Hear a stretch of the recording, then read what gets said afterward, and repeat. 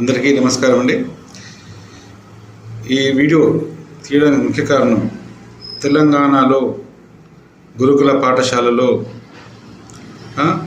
విద్యార్థులు అవస్థలు పడుతున్నారు. అంటే గత ప్రభుత్వంలో అలాగే జరిగింది, ఇప్పుడు అలాగే జరుగుతుంది. ఏం కొత్త ఏం కాదు. అంటే గత ప్రభుత్వం మంచిగా ఉంది, ఇప్పుడు ఏదో రెండు ఆ ప్రభుత్వం ఇబ్బందులు సేమ్, ఏం తేడా ఏం లేదు. ఫుడ్ పాయిజనింగ్ విషయంలో ఎన్నో వార్తా కథనాలు, ఎన్నో వార్తా కథనాలు వచ్చినా, అంటే మీడియాలో వచ్చినా కూడా పట్టించుకుంటలేదు. మీడియా అంటే అసలు గౌరవమే లేదు. ఫస్ట్ ఆఫ్ ఆల్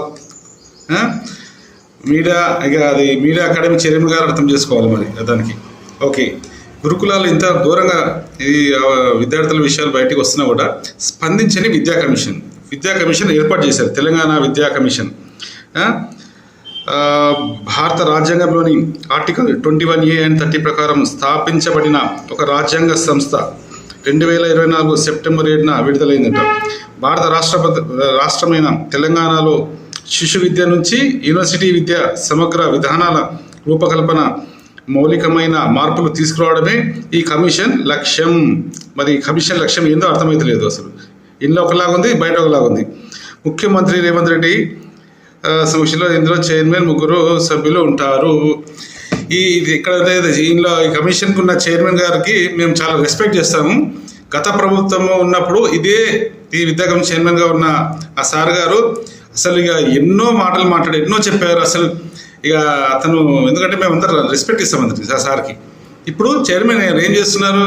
మేము ముఖ్యమంత్రి గారికి కలిసాము, ముఖ్యమంత్రి నివేదిక ఇచ్చాము. నివేదిక 4 సంవత్సరాలు ఇదే ఉంటుంది. ఇక నివేదిక ఏది అసలు అసలు ఎందుకు ఇలా జరుగుతుంది? మరి ఎందుకు ఇలా జరుగుతున్నాయి విద్యార్థుల విషయంలో? అది కూడా గురుకులాల విషయంలో, లేదా బీసీ, ఎస్సీ, ఎస్టీ, అదే మరి వేరే దానిలో ఉండదు, ఎక్కడ ఉండదు. ఎందుకు ఈ పరిస్థితులు ఏర్పడుతున్నాయి? వీటి కారణం ఎవరు? అధికారులు ఎందుకు చర్యలు తీసుకోవట్లేదు? తెలంగాణ అంటే ఉమ్మడి ఆంధ్రప్రదేశ్ నుంచి గత 40 సంవత్సరాలుగా ఒకటే ఒక సంస్థ పిల్లల కోసం ఇలాంటి ఇష్యూలో పనిచేసింది, ఇప్పుడు కూడా చేస్తుంది. బాలల హక్కుల సంఘం. స్వర్గీయ అచ్యుతరావు సార్ గారు దాన్ని స్థాపించారు. సార్ గారు కరోనా టైంలో సర్వస్సులయ్యారు. కానీ సార్ యొక్క లక్ష్యాన్ని సతీమణి మేడం, అనురాధ మేడం ముందుకు తీసుకెళ్తున్నారు. ఆ సభ్యులు అందరూ కూడా, దాంట్లో మేము కూడా భాగస్వామ్యమే.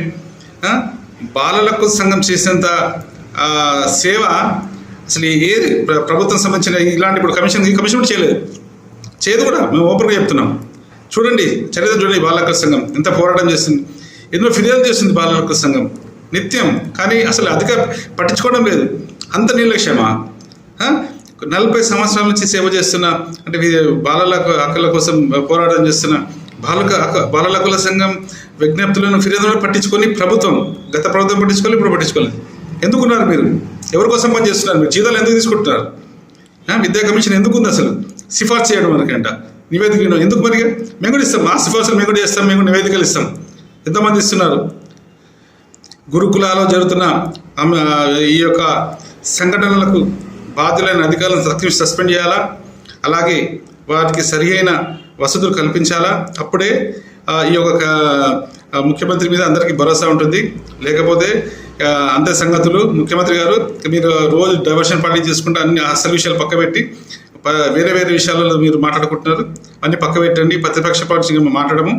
దయచేసి మళ్ళీ చెప్తున్నాము, గురుకులాలలో జరుగుతున్న సంఘటనల మీద తక్షణమే స్పందించి వారికి న్యాయమైన ఫుడ్ అసలు ఎందుకు జరుగుతుంది, ఎందుకు విద్యార్థులు ఆత్మహత్యలు చేసుకుంటున్నారు హాస్టల్లో, వీటి గురించి ఏం స్పందించనే లేదు. వీటి మీద వీరు ఇప్పుడు ఉన్న వాళ్ళైతే ఎవరు ఏం చేయలేరు. ఒక మంచి జడ్జి గారితో, సిట్టింగ్ జడ్జి గారితో కమిటీ ఏర్పాటు చేసి వారికి, ఎందుకంటే లేకుంటే గురుకులాల మాకైతే డౌట్ వస్తుంది, గురుకులాల భవిష్యత్తు ఏముంటుందో అని. కాబట్టి తక్షణమే స్పందించాలని మేము ముఖ్యమంత్రి గారిని కోరుతున్నాం. బాపట్ల కృష్ణమోహన్, ప్రజా